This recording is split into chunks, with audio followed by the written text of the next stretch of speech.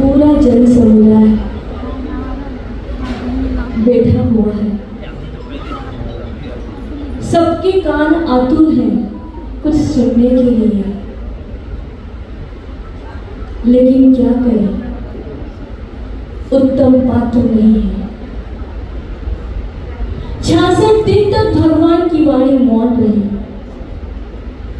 इंद्रभूति गौतम को भगवान महावीर तो मिल गए, लेकिन जन को भगवान महावीर की देशना नहीं मिल पाई। 66 दिन पूर्ण हुए और आज का ये पावन मंगल दिन वीर शासन जयंती के रूप में आज से आप हम सब मना रहे हैं। सभी को पता है कि आज के दिन क्या हुआ था। भगवान महावीर की दिव्य देशना खीरी थी और उस दिव्य ध्वनि रूपी गंगा में सारी बारी सभा के जितने भी जीव प्राणी थे सबने उसमें अवगाहन किया था, स्नान किया था और भगवान की वाणी सुन करके अपनी आत्मा के कर्ममेल को धोया था। ऐसी वीर शासन जयंती का आज ये पावन दिन और साथ ही चतुर्मास कलश स्थापना का पावन दिन सभी के बीच में आज उपस्थित हुआ। ये सच है कि जो चारण निधिधारी मुनिराज होते हैं गमन करते हैं उनके द्वारा कभी किसी जीवों की हिंसा नहीं हुआ करती। अतः अगर वो चातुर्मास में भी विहार करे तो कोई आश्चर्य की बात नहीं है, क्योंकि वो कभी भी विहार कर सकते हैं। आप लोगों ने एक दृष्टांत सुना होगा पद्म पुराण जी में। अरहतदास नाम का एक सेठ था। उन्हीं के नगर में जिन मंदिर में द्वितीय भंडारक नाम के महामुनिराज विराजमान थे, आकाश से विचरण करते हुए मुनिराज आते हैं और जैसे ही मुनिराज उस नगर की ओर उतरते हैं तो जो सेठ होता है वो सोचता है कि चतुर्मास का चाल चल रहा है, ये जो समय है वो चतुर्मास की वेला है, वर्षायोग की वेला है, इसमें ये मुनिराज विहार करते हुए कहां से आ गए? ये मुनिराज नहीं हो सकते, ये तो किसी की माया जाल है। बस इतना मन में उस व्यक्ति ने विचार कर लिया और उन मुनिराज को वो आहार दान देने से वंचित रहा।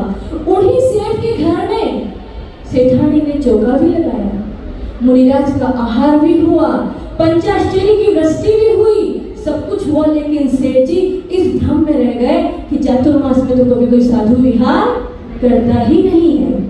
लेकिन जब सेठ जी मंदिर की ओर लौट करके जाते हैं तो मंदिर में स्थित मुनिराज कहते हैं, सेठ जी आज तो आपके भाग्य खुल गए, हमने ऐसा सुना। बोले क्यों महाराज जी? बोले आपके यहाँ साक्षात मुनिराज आए और वो भी चारण मुनिराज, और उनके यहाँ आपके यहाँ आहार भी हुआ। तो सेठ कहता है कि गुरुदेव चातुर्मास में कोई साधु विहार करता है क्या? ये कोई मुनिराज नहीं है, ये तो किसी की माया जाल है, ऐसे कैसे कोई साधु विहार कर सकता है? तब जाके मुनिराज ने कहा कि हे प्राणी अज्ञानी जीव, तुम्हें क्या ये पता नहीं कि चारण निधिधारक मुनिराज होते हैं जो विशुद्धि के धारक होते हैं, जिनके पास सिद्धियां होती हैं, अगर वो आकाश में गमन करते हैं तो उनको जमीन पर चलना नहीं पड़ता, उनके चलने से जीवों की हिंसा नहीं होती। तो चातुर्मास की जो व्यवस्था बनाई है वो हम स्थलचारी जो साधु होते हैं, जिनको चलना होता है, जिनके चलने से जीवों की हिंसा संभव है, ऐसे उन मुनिराजों की व्यवस्था के लिए चतुर्विध संघ की व्यवस्था बनाई है। तुमने बहुत बड़ा अच्छा चांस खो दिया। सभी को ज्ञात है कि 12 महीने में 8 महीने साधु विहार करता है और 4 महीने एक जगह स्थिर रहता है। क्यों? क्योंकि वर्षाकालीन में बारिश की बूंदों से जो असंख्य जीवों की उत्पत्ति होती है, जिसमें संयम का पालन करना दुष्कर हो जाता है, ऐसी परिस्थिति में साधु एक जगह रह करके अपनी साधना करते हैं और धर्म ध्यान करते हैं। और आपको पता ही होगा कि किसान भी अगर बीज बोता है तो चातुर्मास आने के पहले ही बोता है, ताकि वृष्टि हो तो कम से कम अच्छे से फसल उगे और उस फसल से सारी दुनिया तृप्त हो सके। ठीक उसी तरह से संत समागम भी जो होते हैं वो 4 महीने के लिए एक स्थान पर रह करके एक धर्म का बीज वपन करते हैं और उस धर्म के बीज वपन होने के बाद उसमें खाद और पानी डाला जाता है, धर्म की ज्ञान की बरसात होती है, तब जाकर के वो धर्म का बीज अंकुरित होता है और समय आने पर उस पर मोक्ष का फल अवश्य ही लगता है। चातुर्मास स्थापना का प्रोग्राम 9 जुलाई सभी को पता है कि आषाढ़ शुक्ला चतुर्दशी को संपन्न हुआ। वो हमारी वर्षायोग स्थापन की क्रिया थी, ये कलश स्थापन की क्रिया है जो आज निर्विघ्न सानंद आप सभी के सानिध्य में संपन्न हुई। अहमदाबाद की इस धरा पर जब से विचरण किया तब से लेकर के अभी तक आप सभी लोगों का स्नेह वात्सल्य सब कुछ मिला। आज भी आप सभी लोगों के सहयोग से ये कार्य संपन्न हुआ। सुनते आए हैं अभी तक सभी के मुंह से कि गुजरात भोगभूमि कही जाती है। सही है क्या ये? बोलो गलत है, सही कह रहे सोला वाले। गुजरात भोगभूमि है। देखो ये सोच अब कहीं बनी, किस अपेक्षा से बनी? क्योंकि ये व्यवस्था थोड़ी अच्छी है कि अच्छी चाहिए। मतलब अहमदाबाद में जो बात कही गई है गुजरात क्षेत्र के लिए कि भोगभूमि है, लेकिन सच बात बताऊं, जो भोगों को ज्यादा भोगता है वही एक दिन कर्म को काटने की पात्रता भी प्राप्त करता है। याद रखना, जो जितना ज्यादा, क्योंकि हम लोग राजस्थान से चलते हुए यहाँ पर आए, हम आए उस दिन से सोच रहे कि गुजरात को भोगभूमि कहा जा रहा है, लेकिन कर्मों को काटने की ताकत भी यहाँ के लोग जितनी साधना कर रहे हैं उतनी साधना राजस्थान में भी नहीं हो पा रही है। आप लोगों को आश्चर्य क्यों लगेगा, पहले चतुर्मास हमने गांधीनगर में किया था, वहां पे भी 10 साल तक गज रक्षणी करने वाले थे, 8 साल तक अष्टांग करने वाले थे, हमें आश्चर्य हुआ कि ऐसा कैसे हो सकता है। और अभी भी जैसे हमने ये देखा तो हर एक अष्टालिका में किसी के 28 चल रही है, किसी का 16 गायन चल रहा है, किसी के 8 उपवास चल रहे हैं, किसी के कुछ नियम, किसी के कुछ नियम। राजस्थान में क्या होता है, एक साल करते हैं छोड़ देते हैं। लेकिन गुजरात में क्या देखा कि वो चीज 8 साल तक, 16 साल तक, 10 साल तक कंटिन्यू चलती है। इसीलिए गुजरात को भोभूमि कहो सार्थक है, क्योंकि किसी ने नाम दिया है तो मैं उसको नकार तो नहीं सकती। अगर मैं कह दूंगी कि नहीं भाई गुजरात भोभूमि नहीं है तो ये बात गलत हो जाएगी। गुजरात भोभूमि है, लेकिन साथ ही साथ ये भोगों की मुख्यता है, वो कर्मों को काट करके हमें एक दिन सिद्ध अवस्था की पात्रता भी पैदा करती है। इसलिए गुजरात भोगभूमि के साथ साथ कर्मभूमि भी मानी जाती है। दूसरी बात, चतुर्मास कलश का एक प्रोग्राम हुआ, आप सभी लोगों का वात्सल्य मिला। अहमदाबाद की सारी समाज जितनी भी जुड़ी हुई थी, जो भी आया, सभी लोगों ने इस प्रोग्राम में लाभ उठाया। माता जी ने कहा कि सब जगह घूमे, लेकिन 16 को ही ये लाभ प्राप्त कैसे हुआ, क्या हुआ, कैसे हुआ, ये नहीं पता। लेकिन मुझे ये बात पता है कि 16 समाज जब से गांधीनगर चतुर्मास हुआ तब से ही दिमाग में लेकर के बैठी थी कि 2 माता जी का चतुर्मास हमें 16 में करवाना है। क्योंकि ये बात मेरे पास कब पहुंची बताऊं मैं, जब हर बार यहाँ अहमदाबाद से देरोल के लिए गाड़ी जाती है वही देरोल वाली गाड़ी जो वापस रिटर्न होकर के गांधीनगर में रुक रही थी, उस समय वहां लोगों ने कहा था माता जी अगला चतुर्मास 16 अहमदाबाद में। फिर भी हमने कहा ठीक है भाई, कहना अलग होता है, वहां जाए सब देखे फिर देखते हैं।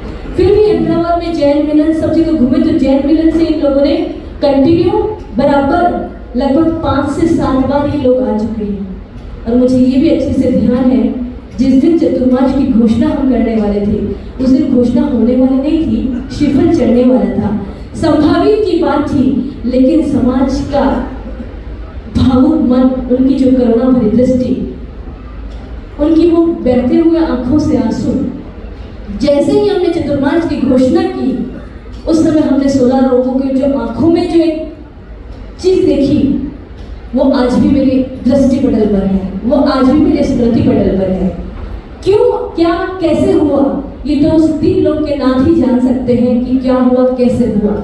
लेकिन किसी का पुण्य था जो यहाँ तक हमको खींच करके लेके आया। और अभी तक चतुर्मास के लिए सबसे ज्यादा अगर श्रीफल भेंट किए थे तो वो किसने किए, अहमदाबाद 16 समाज ने।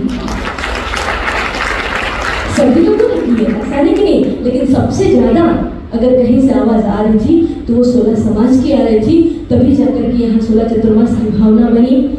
आप लोग सभी लोगों के सानिध्य में वैशायु कलश स्थापना का प्रोग्राम हुआ। जब स्थापना की क्रिया की जा रही थी, अतुल भाई आए। अतुल भैया ने एक बात बोली, बहुत अच्छी बात बोली कि माता जी अब चिंता मत करना, 16 समाज बहुत अच्छी है और आपका चतुर्मास बहुत अच्छे से संपन्न करवाएगी और आपको चिंता करने की तो बिल्कुल बात ही नहीं है, क्योंकि आप जिस गुजरात प्रांत में घूम रहे हो वो आरिका प्रशांतवती माता जी की जन्मस्थली है कि नहीं, गुजरात भावनगर। तो ये गुजरात भावनगर जो यहाँ पर है वो पास में ही, निकट में है और गुजरात प्रांत में ही परम पूज्य गुरु आरिका प्रशांतवती माता जी की जन्मस्थली है। तो आप तो माँ के घर में आए हैं और माँ के घर में आकर के कोई बेटा दुखी हो सकता है क्या, नहीं। तो आप निश्चिंत होकर के हमारे 16 में चतुर्मास कीजिए, ये चतुर्मास आनंद निर्विघ्न संपन्न होगा, इस बात की हम पूरी गारंटी लेते हैं। इन लोगों का इतना अनुनय विनय, इनकी भक्ति भावना देख करके ही ये चतुर्मास कलश स्थापना का प्रोग्राम 16 रोड में किया गया। और आज आप सभी के सानिध्य में ये कलश स्थापना की बोलियां भी लगा गई, जिसमें मुख्य कलश की बोली जिन भाई ने, मिलाप भाई ने जो बोली दी है, इनका नाम हमने बहुत समय से सुन रखा है। और जहाँ मेरे इष्ट प्रभु विराजमान है, मेरे हर एक श्वास में, मेरी एक रोम रोम में जब जब मैं उन भगवान को याद करती हूँ तो एक अलग से एनर्जी मुझे महसूस होती है। वो है भगवान ऋषभदेव केसरिया जी।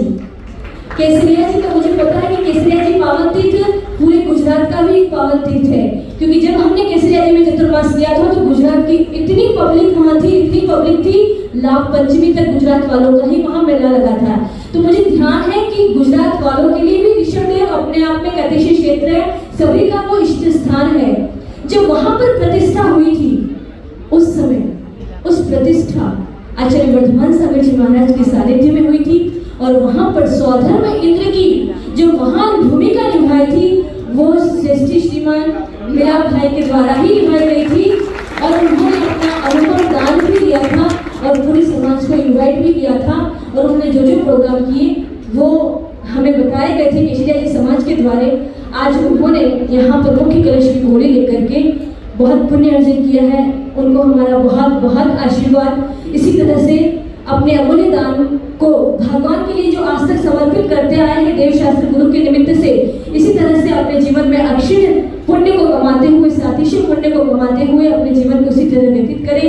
इन्हीं मंगल भावनाओं के साथ और भी जो 4 कलश की गोलियां जिन जिन महानुभावों ने लिए हैं उन सभी को मंगल आशीर्वाद। और बस यही कहेंगे कि चतुर्मास का एक क्षण हम सभी के जीवन में धर्म का बीज अंकुरित होकर के वो जीव जो धर्म का बीज बोया वो बीज को अच्छे से खाद पानी मिलता रहे तो अवश्य ही मोक्ष फल को प्राप्त कराने वाले होगा।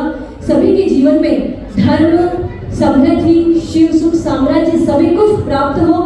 अपार आशीर्वाद के साथ सभी लोगों को खूब खूब आशीर्वाद कि इस चतुर्मास की वेला में पूरे अहमदाबाद समाज को लाभ मिला है। यूनिवर्सिटी कॉलेज में जो जहाँ पर परम पूज्य आचार्य गुरु श्री सुरेंद्र सागर जी महाराज जहाँ 64 साधुओं का साक्षात समोशरण विराजमान है और सोना में 2 आलिका माता जी का भी जो चतुर्मास मिल रहा है, पूरी अहमदाबाद समाज अगर इस पूरे चतुर्मास का लाभ उठाए तो ये धर्म नगरी जो अभी कहा ना आर्थिक नगरी, वही एक धर्म नगरी के रूप में साबित हो जाएगी।